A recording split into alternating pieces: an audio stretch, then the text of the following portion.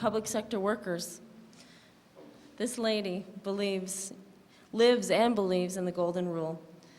We treat others the way you would like to be treated. Please give a warm welcome to Ms. Blythe Clare.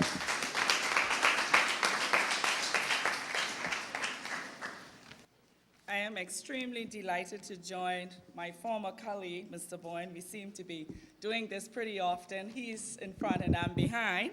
I really enjoyed your presentation.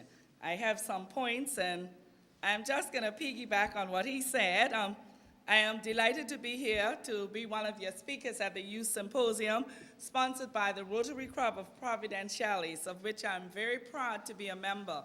The theme for this year's National Youth Week is quite fitting: embracing our differences, building a nation, and my task is to speak on one aspect of the topic: the melting pot. Is the pot too spicy? I'm going to do a little exercise. Can all of you who are from the Dominican Republic in here stand for me this morning? Any persons from the DR? Any person from Haiti? Any students from Haiti? Canada, the United States, England, the Bahamas, Jamaica, St. Lucia, Grenada. Okay, all of you go to one side for me. Just go to the wall. I just want you to see something. Go to the wall for me very quickly.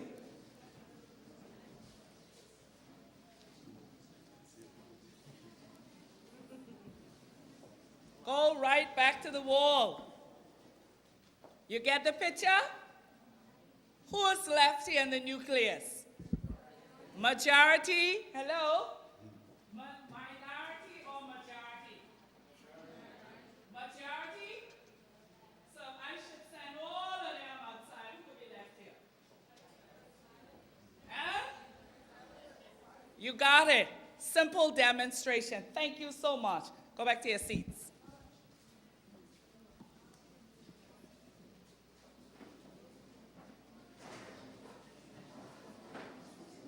A very practical something that you would remember this morning. Our population here in these islands is estimated to be over 33,000, with the majority living on the island of Providentiales, which we call the tourism center. The indigenous Turks and Caicos Islanders are in the That's a practical example right here in the room. So now ask yourself the question: is the pot too spicy? It is said that it takes a village to raise a child. That means the entire village. It is the responsibility of all in the village, be it Haitian, Jamaican, Canadian, English. All of us have our roles to play. That's everyone. The same can be applied to our beautiful by nature country. We need outside help for our country and the economy to grow. No two ways about it. I gave you practical demonstrations of the students who are here. If I should walk over to the Clement Howell High School and do the same thing, and Mr. Mills we would be very ashamed, because it would probably be left about 4 or 5 Turks and Caicos Islanders. My teaching career spans over 2 decades. I'm not old, don't get me wrong. I've been working in the Big South for many, many years as a teacher at my alma mater, Payson High School, which is now the Madre-Basin High School. Anybody who knows Ms. Clare know I'm a very dynamic lady and a very forceful one. Mr. Mills could tell you when it's staff meetings. So when we have staff meetings, I happen to sit in the corner. And when it's time for a vote, we were always in the minority. But I had my favorite line: Mr. Mills, Mr. Boyne, I have a point. You are going to hear me out. Come hell or high water. I stood up for what I believed in. And at the end of the day, I had a way of coming to a solution, because we were in the minority. We still are. So if I should walk over and ask the expatriate teachers to just come out of the classroom for a minute, it'd be pandemonium over there, because the boys and the girls would just take over, because we are in the minority. So let's look at the teachers in our school system. Yet they have an important and significant role to play in molding the lives of our children. Let's take it a little further. Tourism is our goose that lays our golden egg. At our resorts, the majority, and I dare to say 90% of the workers, are expatriate workers. What would happen if one day they decide that they would all return to their homeland? What about skilled laborers in our country? As Mr. Boyne said, we are spoiled. When it's time to mow the lawn, oh, Mommy, the sun is too hot. I really can't go out there. Let's call the Haitian to clean up the yard. So the boys don't get to cut the grass anymore. What about pruning the trees? Oh, Mommy, the sun too hot. I can't do that. Can you hang the clothes on the line? Oh, Mommy, put it in the dryer. That's the scenario here. What about skilled craftsmen? What about skilled electricians, plumbers, skilled construction workers? A lady told me a story one day. We like to give our Turks Islanders a break, but I am a person who speaks from the heart, and I'm very realistic. Mr. Mills and I are related. Very realistic. I don't paint any flowery pictures, so I call a spade a spade. A friend of mine said, well, you know, Miss Claire, I'm tiling out my house, and I asked my friend, came to me, man, I want a job. This is an islander. She said, okay, we have to tile the room. How much it cost? She gave him a price. When are you praying? Okay, I'm going to come back on Saturday and do it. But Miss Smith, I need a deposit. Of course, out of the kindness of her heart, she gave him half of the deposit. Saturday morning, she got up very early, and she was waiting on him. She's still waiting on him. Then she had to go outside and call Papi. Papi, I need the floor to tile. 6 o'clock, Papi was in the yard. By 10 o'clock, the floor was tiled. You got my drift? You got my drift? Good. In any developing country like ours, we need outside help. We can't do it alone. That's the facts. At some point in our development, there will be a significant, and there is a significant increase in skilled and professional workers.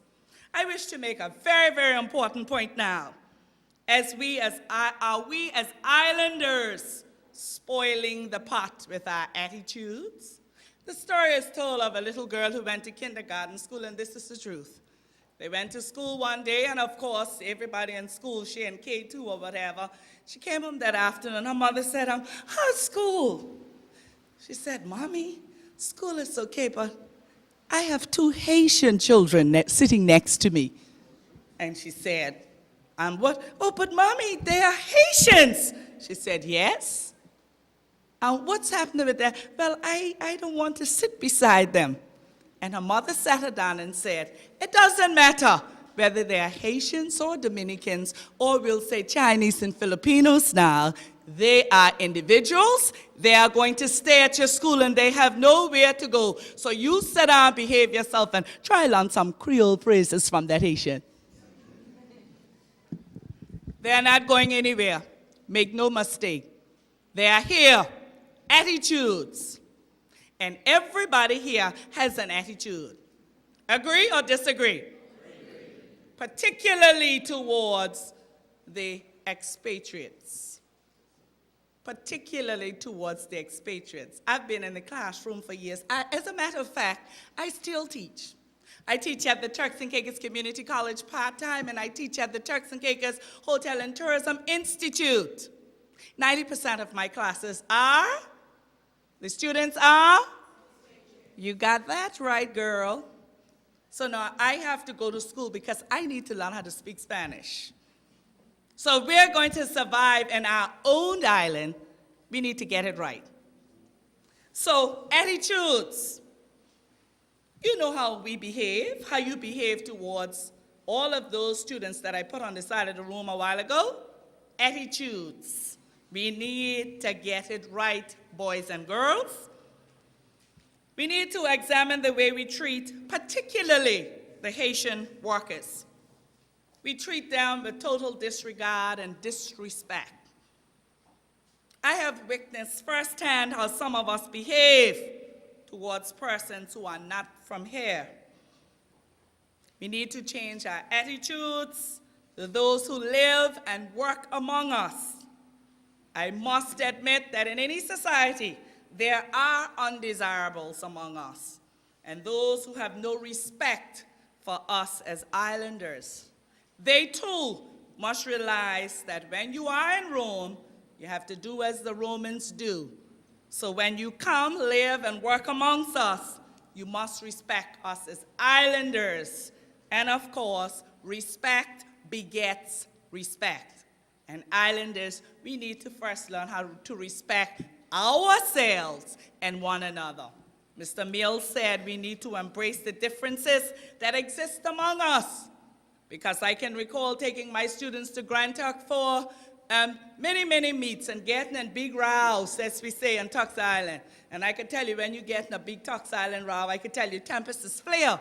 So I've been cussing and carrying on for years. Grand Turk against South Caicos, Provo. Well, Provo at that time, Provo was low. The population at Provo was little. So it was Grand Turk and South Caicos was the giants. So I remember sitting on the parade ground, and I could tell you squaring off and carrying on. And of course, if you know me, I can hold my point. You from Grand Turk, I from Harbor. So you could make all the noise, and I get on the parade ground, and I make all the noise. And at the end of the day, I lost my voice, but I stood up as a Harbor girl. So I've worked in the system. I know what it's like to be in the minority. But I never allowed that to dampen my spirits. Because wherever I go, I raise my flag as an East Harbor girl. And they call it HB now. Now, I am no HB. I am a Harbor girl, or I'm from South Caicos. And I'm proud everywhere I go to lift my head up and say, I'm from Harbor. My friend here, when we speak together, he just say, well, you know, I'm from Grand Turk, West Road. So West Road boy. And I remember when we were doing the cultural dress. Mr. Bowen, of course, Mr. Bowen has red sash. And I was going to Canada, and I said, well, Mr. Bowen, you know, I wear no red. I got to wear my peach sash, because I'm from Harbor. So I got a national costume. When I went to Canada, I proudly displayed my peach headband and my peach, and I could tell you I just was twisting and tipping. And they asked, well, what's this costume about? And I could tell you all night I was chatting about, I'm a Harbor girl, and the peach represents the lobster. And I would dare say all the lobster and the fish that you eat in the restaurants, they do come from South Caicos. So we need to embrace our differences among us as islanders. We will always have the rivalry when it comes on to debates and sports competitions. But at the end of the day, boys and girls, we are all one, Turks and Caicos Islanders. So we have to change attitudes. As young people, you must seize every opportunity that presents itself. You must burn the midnight oil in order to succeed. The top student came from Clement Howell High School, you heard the minister talk about, with 15 passes. She's not an islander, but she lived here. She worked, she went to school, and she studied like everyone else and came out on top. You need to go and do likewise. Because at the end of the day, when the CXC results come in, whether you are St. Lucian, Jamaican, Bajan, Canadian, Haitian, or Dominican, you can only reap what you have sown. And you can't sow potatoes and reap plantains, so don't walk so. So now you have to get your priorities in order. Not because you are an islander, boys and girls, everything will be handed to you. It doesn't work that way. You must work hard to achieve your dreams. So some of you might say, yes, the pot is too spicy, but let me dare to say, that we must embrace our differences because together we must build a nation. I work in tourism. While Mr. Bourne was speaking, I was writing down some little notes. He says we have to seek balance in all that we do because the multicultural ball is rolling. And for those of us who work in tourism, we know it all too well. When persons visit our shores, they want the experience. And when I have the opportunity to speak abroad or at home, the first question I'm asked, are you an islander?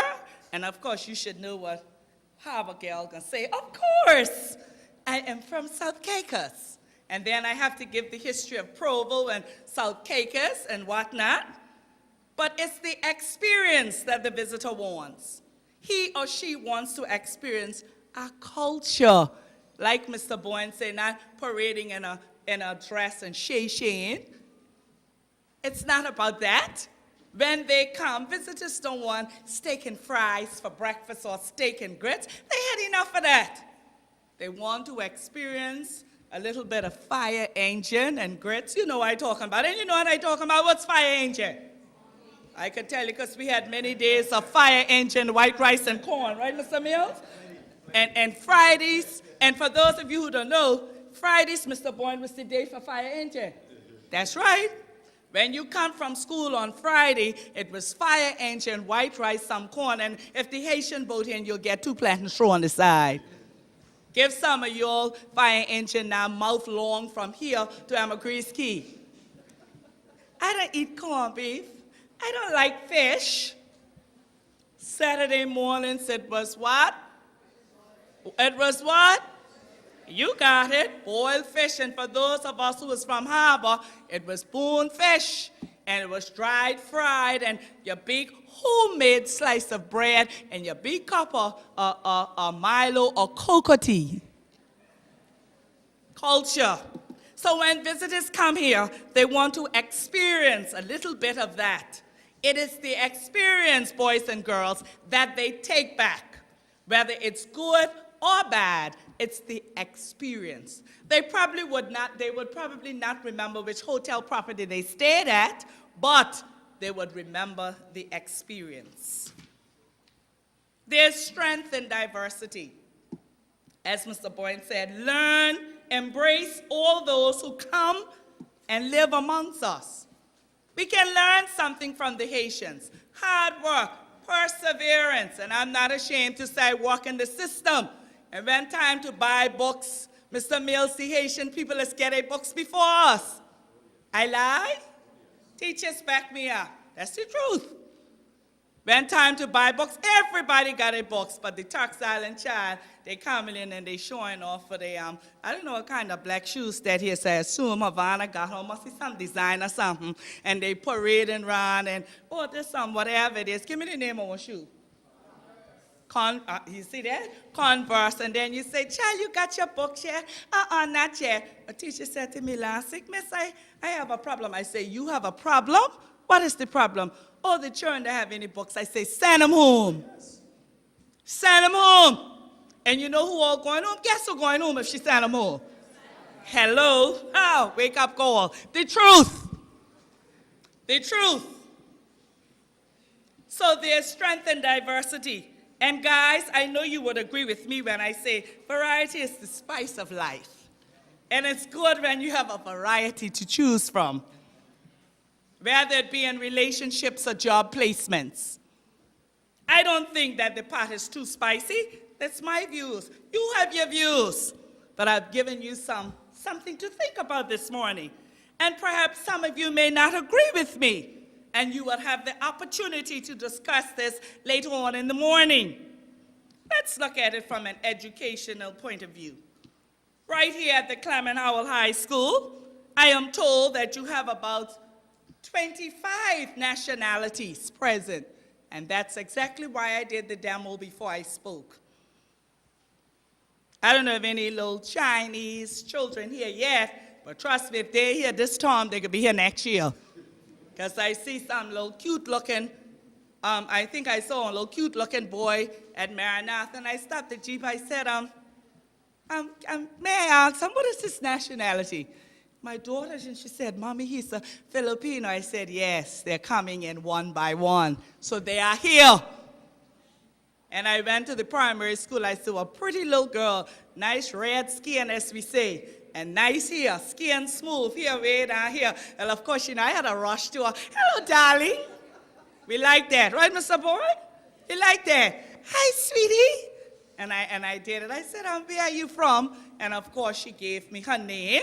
And then I did a little exercise, and I had all of them stand up. And I can tell you, the majority of the class stood up. That's reality, boys and girls. Where do you fit? Where do you fit in all of the picture? Ask yourself the question, is the pot too spicy? I would say no. We can all learn from one another in terms of cultural exchanges. My job takes me around the Caribbean, and it's a joy when I travel to Grenada. I've recently traveled to Montserrat and Guadeloupe, but I felt like my hands was chopped off in Guadeloupe, Mr. Mills, because I could not speak French or Creole. I could tell you, I couldn't wait to get out of there. I was out of place.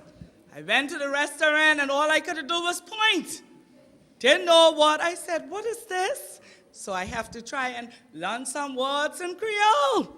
I mean, I almost starved in Guadeloupe because they refused to speak English. They refused to speak English. And then the guy at the hotel had the audacity to say to me, well, miss, you're in a French country, so when you come back here, learn how to speak French. Well, my mouth was pushed off anyway.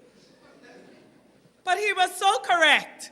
So now I have to now sharpen my Spanish skills. I don't know a thing in Creole. So I have to try and learn some conversational Spanish and French. That's reality. And I work in tourism, so I have to get my act together. So we can learn cultural exchanges. We are all Caribbean people with similarities, cultural similarities. Whether we come from Barbados, Jamaica, Antigua, different cultures, different accents, but we are all Caribbean people, one Caribbean, one. And like Mr. Boyne say, I can tell you, Jamaican is a Jamaican anywhere he goes. Whether he goes to London or here, Jamaican. And don't let it be a sporting event in Jamaica Plain. I can tell you, the green and the yellow blind in your eyes. Carifta is a typical example. Patriotism. Oh, and don't talk about the Bahamians, because they get a little fresh too. But they are callers. You blame them? Do you blame them? So every time I have to travel, I throw on my beautiful by nature Turks and Caicos shirt. And as I'm traveling, I'm giving a lecture. Oh, Turks and Caicos, where the best part in the world, it's paradise. And I hold my head up high to say I am proud to be a Turks and Caicos Islander. Are you? We have a thing when I spent many, many years in Jamaica, believe it or not. Many years in Jamaica. And to survive, I had to learn their patois. Nobody spoke it more fluently like me. But when I got on American Airlines to come to Turks Island, I forgot every word. I couldn't come home with that. No. I went to Jamaica, I think it was last year or the year before, and I reached Jamaica and I got a cab, and he was driving fast. And I wanted to remember the saying where we used to say, slow down, driver. And he was driving too fast. I said, wait, I can't speak proper English to this cab driver because he's not going to understand. And I said, Lord, bring back some patois, quick, quick, quick. And it took me a while, but when I hit around the corner to go in New Kingston, I said, hey, driver, slow down the bus, no man. He picked up, he said, excuse me? I say, hey, move, don't bother go this way. Go this way. I say, well, thank you, Jesus, it saved me. And he looked around, he spun around. He said, what you know about New Kingston? I say, you better go this way. Don't bother go this way. He was shocked. I said, good. That patois kicked right in. I say, take that in your pipe and smoke it. I say, if you think you gonna drive me around Kingston and charge me an arm and a leg, you lie. I know where I going. So I was saved. So I spoke it religiously. And my roommate would always say, when you go back to Turks Island, they ain't gonna understand you. I say, not me. When I get on American Airlines, I left it there because I was proud to say I was a Turks Islander. Where do you find yourself in all of this mix? Is the pot too spicy? I dare to say no. We are dependent on the various seasonings, as Mr. Boyne say, to put in the pot, but we must make the final product be tasty and delicious. So let's apply it to our the Turks and Caicos scenario. Let's begin to put a little love in that pot. Let us begin to put a little compassion in that pot by loving one another. We first have to love ourselves and our fellow man. We're getting too greedy around this place. And I make no apology for that statement. It's all about me, me, me. My big house, my flashy ride. It doesn't matter which car you drive, but ask yourself at the end of the day, did I help someone? Did I make a difference in someone else's lives? That's what counts at the end of the day. So let's put some compassion, a little bit of love. Let's help someone. It is only by loving one another that we can and would reach so that many of us would touch the lives of others. In essence, as Cozy Fulford from Harper would say, love is the key. I thank you. I'd like to introduce Mr. Edgar Howell. He served as a teacher at the Osita Holly Primary and the Clement Howell High School. Help me, guys. I'm trying. He served as principal of the, there we go, Jolly Primary for 1 year. He was educated at Raymond Gartner High School. He has an Associate of Arts degree at the College of the Bahamas. He holds a Bachelor of Science degree from the University of the West Indies, Mona, and a Master of Arts with distinction from the King's College in London. He is the son of Clement and Ellen Howell. He is a member of the American Management Association, a member of the Association of Supervision and Curriculum Development, and he worships at Bethany Baptist in Blue Hills. Please give him a warm welcome.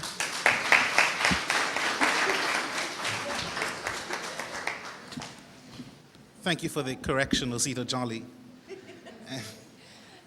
As was already mentioned, it is a pleasure, and I don't know that you can really understand how much of a pleasure it is for all of us to be here, to be with you in your presence this morning. Quite interesting topics indeed. I need to ask later on, I'll ask now too, but follow it up later on, who came up with these topics? Who actually got these things together? Where was this melting pot taking place at the time? I want to acknowledge the presence of the Director of Youth and Mr. Justin Mizik, who is here with her as well. You have heard already about stirring and seasoning of the pot. You have heard of the question, is the pot too spicy? Well, this pot is particularly small, and I think if you have listened to, this says something about Father Brennan, of course. He doesn't cook a lot. But if you are listening carefully, you have a concept already that the pot is getting larger. And I hope that you are not confining it by the material that this pot here is made up of. It's only to give you an illustration of what is happening in Turkey.